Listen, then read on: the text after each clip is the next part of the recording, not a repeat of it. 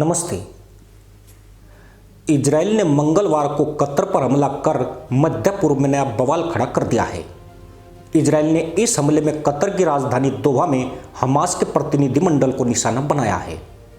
Qatar ने इस हमले को संप्रभुता का उल्लंघन कहा है।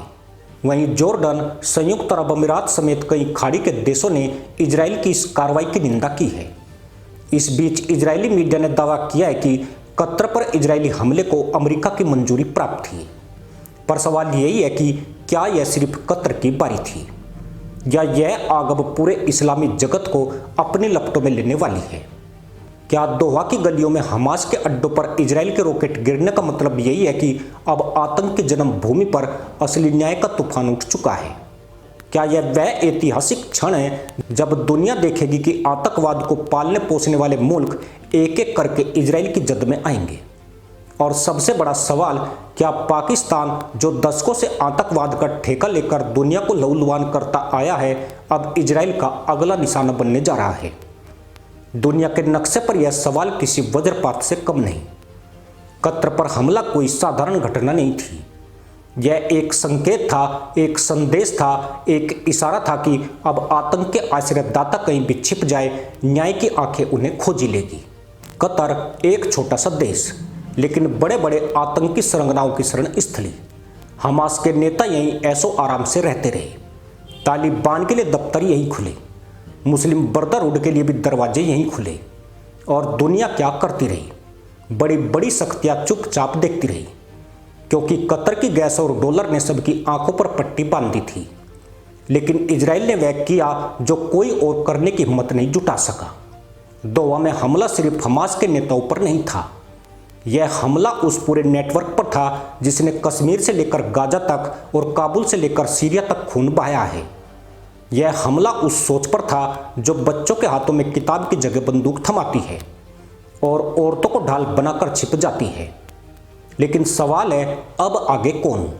क्या यह सफाई का सिलसिला कतर तक ही रुकेगा, या फिर वह दिन दूर नहीं जब इस्लामाबाद की गलियों में भी इजरायली ड्रोन गरजेंगे?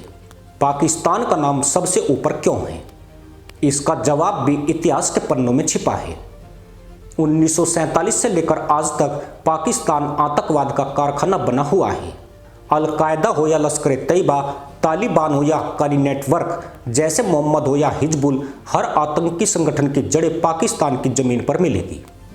दुनिया भर से आतंकियों को पनाह देने, ट्रेनिंग देने और हथियार पहुंचाने का काम पाकिस्तानी खुफिया एजेंसी आईएसआई ने किया। 9/11 का मास्टरमाइंड ओसामा बिन लादेन कहाँ छिपा मिला था? एबटाबाद की फौजी अकादमी से कुछ ही दूर। यानी पाकिस्तान सिर्फ आतंकियों को सपोर्ट नहीं करता, बल्कि उन्हें अपने घर में पालता पोसता है। अब सवाल यह है कि इजराइल ने कतर को क्यों चुना? क्योंकि कतर ने खुलेआम हमास का ऑफिस अपने यहाँ खोल रखा था। लेकिन पाकिस्तान तो गले तक आतंक में डूबा हुआ है। यहाँ से तो सिर्फ ऑफिस नहीं, बल्कि पूरे के पूरे संगठन ऑपरेट करते हैं। और यही कारण है कि आने वाले दिनों में पाकिस्तान पर इजराइल की नजरें टिकना तय है। इजराइल जानता है कि जब तक पाकिस्तान जैसे देशों की जड़ें नहीं काटी जाएगी, तब तक हमास, तालिबान, आईएसआईएस जैसे संगठनों की शाखाएं काटते रहना बेकार है। यहाँ सवाल यह भी उठता है कि क्या भारत इसमें कोई भूमिका निभा सकता है? भारत तो दशकों से पाकिस्तान प्रायोजित आतंक का सबसे बड़ा शिकार रहा है। कश्मीर घाटी का हर खून, संसद पर हुआ हमला, मुंबई का 26/11, पठानकोट, उरी, पुलवामा, हर जगह पाकिस्तान का नाम रहा। भारत ने बार बार सबूत दिए, दुनिया को चेताया, लेकिन दुनिया की आंखें तब तक नहीं खुली जब तक आतंक का जहर यूरोप और अमेरिका तक नहीं पहुंचा। आज जब इजराइल आतंक के नेटवर्क पर चोट कर रहा है, तो भारत को भी इस सफाई अभियान में नैतिक और कूटनीतिक समर्थन देना चाहिए, क्योंकि सच भी यही है। इजराइल और भारत दोनों आतंकवाद के खिलाफ एक ही नाव पर सवार हैं। लेकिन क्या पाकिस्तान इतना कमजोर हो चुका है कि इजराइल उसे सीधे टारगेट कर सके? आइए देखते हैं। पाकिस्तान की अर्थव्यवस्था पहले से ही ध्वस्त है। आईएमएफ के कर्ज, डॉलर की किल्लत, महंगाई से मरती जनता और ऊपर से आतंकियों को पालने का खर्चा, यह मुल्क अंदर से खोखला हो चुका है। फौजी इस देश की असली मालिक है और वही फौज दुनिया को धोखा देकर अरब देशों से पैसा भी खाती है और आतंकियों को भी पालती है। इजराइल के पास तकनीक है, इंटेलिजेंस है और सबसे बड़ी बात दुनिया की सहानुभूति है। जब वह दोहा पर हमला करता है तो अमेरिका चुप रहता है, यूरोप कुछ नहीं कहता, और पाकिस्तान पर अगर हमला हुआ तो कौन बोलेगा उसके पक्ष में? क्या सिर्फ चीन? लेकिन चीन भी पाकिस्तान के लिए इजराइल और अमेरिका से पंगा नहीं लेगा। सऊदी अरब और यूएई वे तो पहले ही पाकिस्तान से दूरी बना चुके हैं, यानी पाकिस्तान बिल्कुल अकेला पड़ चुका है।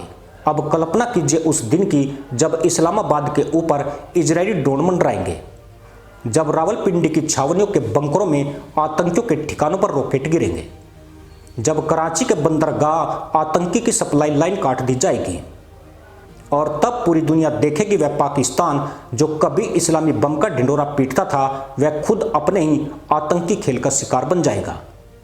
यह सफर यहीं नहीं रुकेगा। कतर पाकिस्तान के बाद नंबर आएगा तुर्की का, और उसके साथ ही ईरान का, उन सब मुल्कों का जिन्होंने आतंकवाद को अपनी विदेश नीति का औजार बनाया। लेकिन सबसे पहले सबसे जरूरी पाकिस्तान का नंबर तय है, क्योंकि कतर ने दफ्तर दिए, पैसे दिए, लेकिन पाकिस्तान ने आतंक को जमीन दी, खून दिया और दुनिया भर में फैलाया। पाकिस्तान को बख्शा गया तो आतंक का पेड़ फिर उगाएगा, लेकिन पाकिस्तान की जड़ों को काट दिया गया तो आने वाली पीढ़ियां एक नई दुनिया देखेगी, जहां बच्चे किताबों से खेलेंगे, बमों से नहीं। तो सवाल यही है, क्या इजराइल अब पाकिस्तान की ओर बढ़ चुका है? क्या इस्लामाबाद का अगला सूरज आग और धुएं में डूबा होगा? क्या वह दिन आएगा जब भारत और इजराइल मिलकर दुनिया को दिखाएंगे कि आतंक का अंत सिर्फ बमों से नहीं बल्कि हिम्मत से होता है? दोहा पर गिरा इजराइल का पहला रॉकेट सिर्फ हमास की इमारत को नहीं गिराया, उसने पूरी दुनिया को चेतावनी दी है कि आतंक की उम्र अब गिनी चुनी रह गई है, और इस सफर की आखिरी मंजिल है पाकिस्तान। इसी के साथ अनुमति दोस्तों, जय हिंद, वंदे मातरम।